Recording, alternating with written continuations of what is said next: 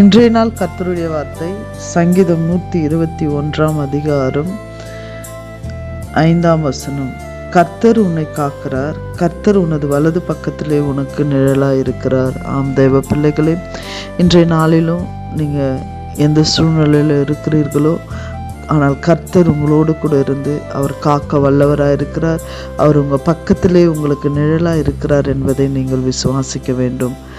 யோசுவா மோசே மரித்த பின்பு எப்படி இஸ்ரவேல் ஜனங்களை நடத்துவேன் என்று கலங்கின பொழுது ஆண்டவர் சொல்றாரு, நான் மோசையோடு இருந்ததை போல நான் உன்னோடு கூட இருப்பேன்.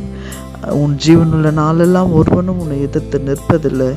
நான் உன்னை விட்டு விலகுவதும் இல்லை, உன்னை கைவிடுவதில்லை. தேவ பிள்ளைகளே, இந்த நாளிலும் கர்த்தர் உன்னோடு கூட இருக்கிறவராய் இருக்கிறாரு. உனக்கு எதிராய் ஒருவனும் நிற்காதபடி உன்னை காக்க வல்லவராய் இருக்கிறார் என்பதை நீங்கள் விசுவாசிக்க வேண்டும். தேவ பிள்ளைகளே, இஸ்ரவேல் ஜனங்கள் வனாந்தரத்தில் வரும் பொழுதும் கர்த்தர் அவர்களுக்கு தேவையானவைகள் எல்லாவற்றையும் செய்து நடத்தி வந்த காரியங்களை நாம் பார்க்கிறோம்.